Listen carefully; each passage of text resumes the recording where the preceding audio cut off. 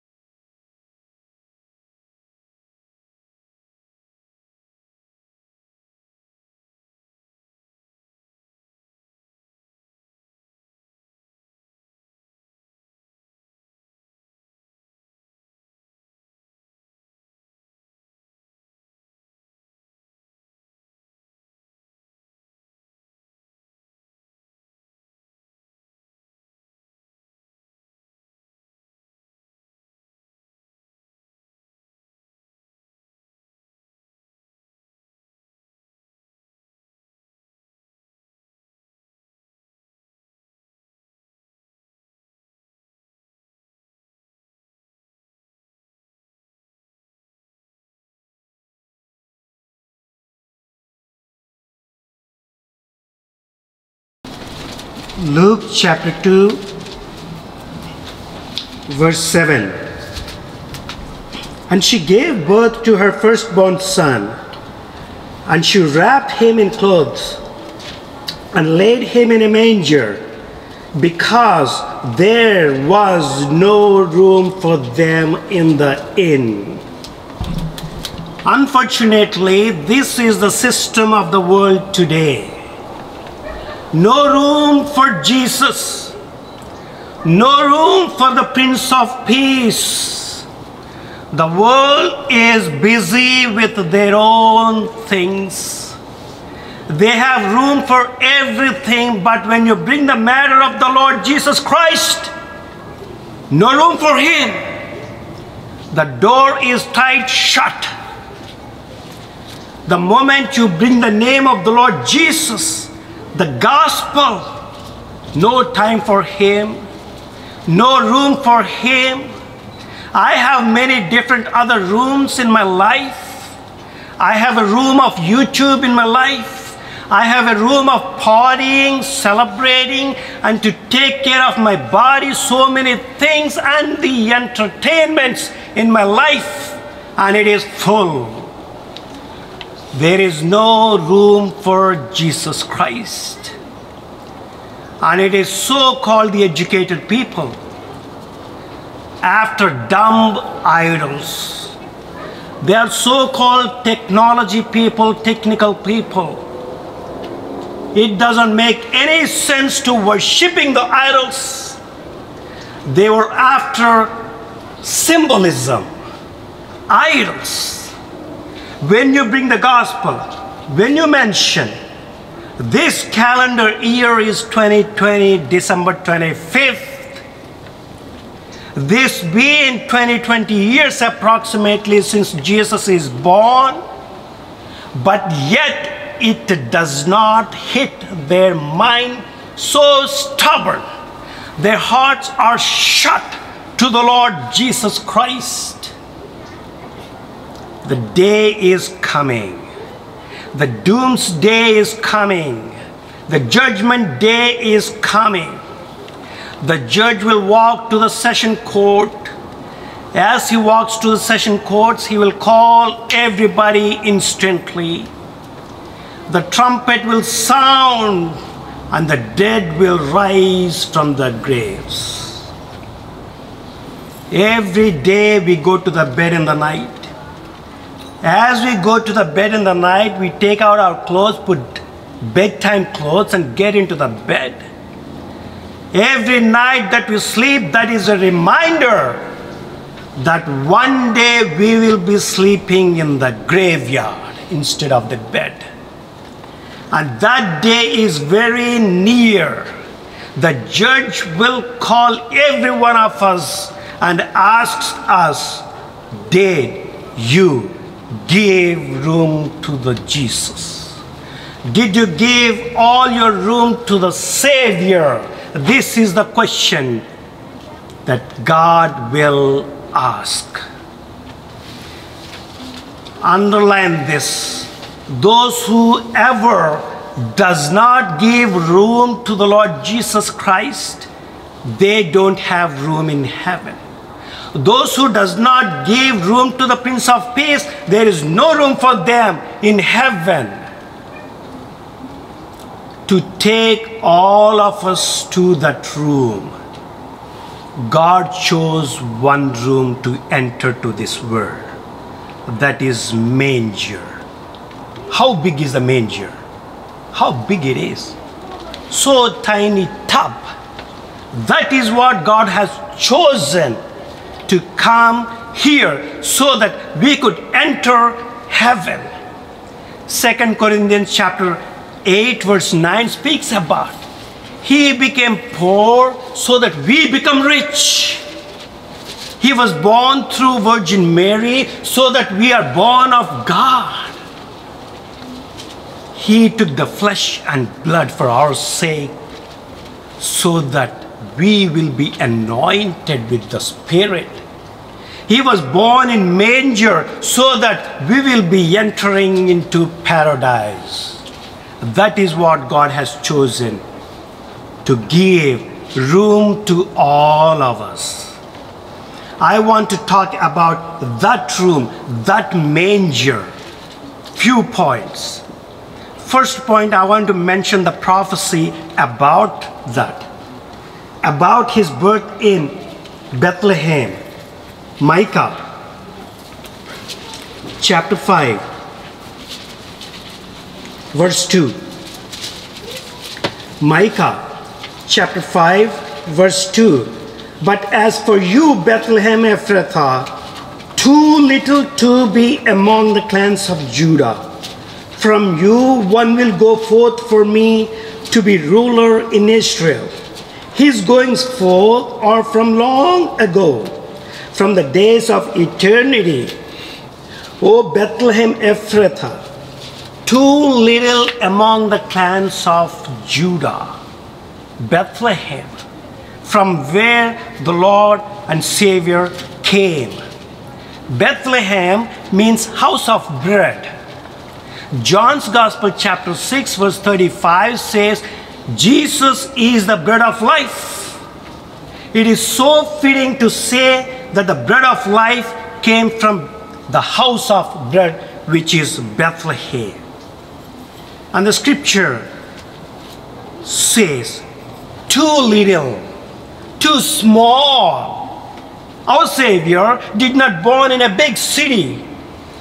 I heard from some of us that these days, all the famous politicians and all the famous people back in India and elsewhere in the world, they're coming to California to give birth to their children.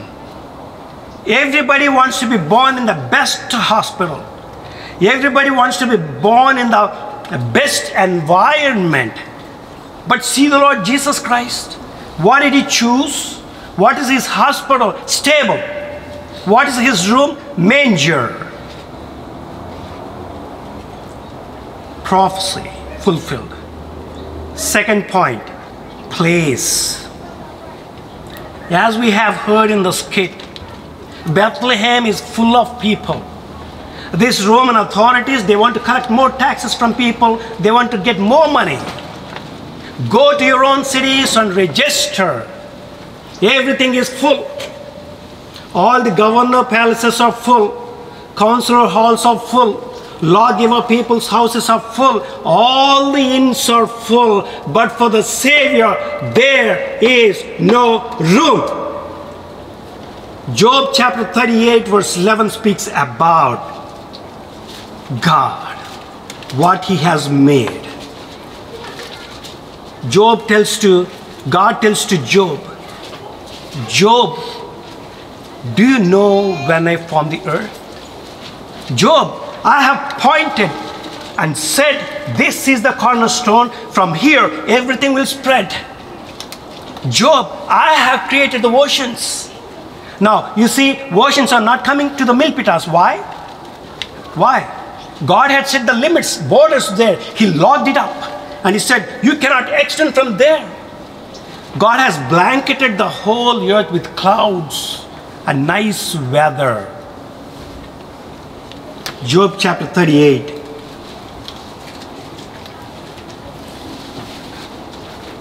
Verse 4 onwards.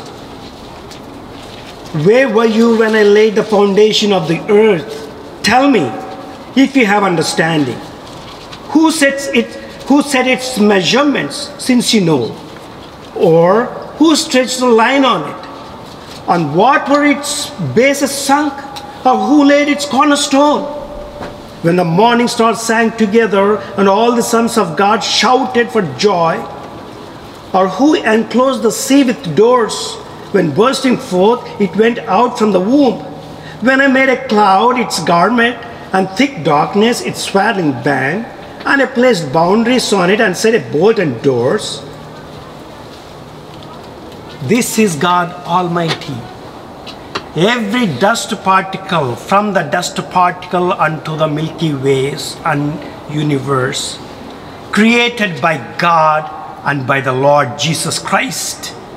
John's Gospel chapter 1 verse 4 we see, that everything that is found by him and through him, and that Savior does not have room for himself, he chose the manger. Why the manger? Why not the palace?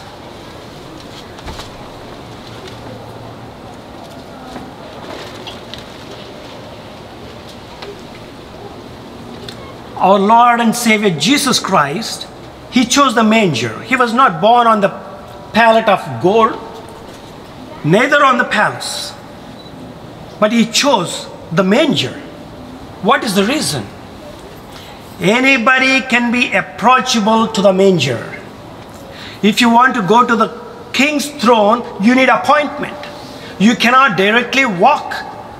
Tell me who can walk into president's office. You need recommendation. You need a letter. You need an appointment to meet the Lord and Savior Jesus Christ. You don't need it. You can walk as you are to the presence of the Lord Jesus Christ. So he is born in the manger, available, accessible for every person to enter to him. What a beautiful manger it is. Usually in mangers, all the beasts, ox, buffaloes, bulls are fed in the manger. Come whatever beast of sin you may have to this little manger, God will quench your thirst. God will satisfy your hunger, Matthew 5:6. What a beautiful manger it is, that anyone can walk. Psalmist said, Lord, what shall I give back unto you, O Lord, for this gift of salvation? What can a man give back unto the Lord for the gift of salvation that he brought? What do we have to give it to him? If you want to give something unto the Lord, it's your blood, it's your life. Nobody wins the crown without fighting for it. We need to fight for it. We need to struggle, but our Savior made it easy in the manger. Anyone can walk to his presence. I want to talk about more specific of that place. Two boys used to work in our sister's house. I want to know what their lifestyle is. Where do they live? So I told to my sister, I want to visit their house, how their house looked like. So when I went to their house, it has 3 parts. They are renting that place. Part 1, there's a building, owners reside. Part 2, there is a shed. That is where these boys live with their parents. That shed does not have a door. I was so moved. It does not have doors. They are exposed to rain. They are exposed to the cold weather. They are exposed to the sun in the April. Next to their house, there is stable, smell, and animals. Such a place our Lord has chosen to be born among animals. Let me tell you another story which happened in my life. I was 12 years old boy. We used to get fresh milk from buffaloes. My grandmother used to go, and one day I had to go because she was not at home. I went to that place where they milked the buffaloes. There were about 15 to 20 buffaloes in that shed kind of area. I was standing approximately 30 meters away from that place, and I was taking courage to go there. Why? I'm not afraid of the buffaloes because they're tied to these sticks. They cannot hurt me. But there is something that is coming from there. What? Smell. A sweet aroma. I took the weapon. What?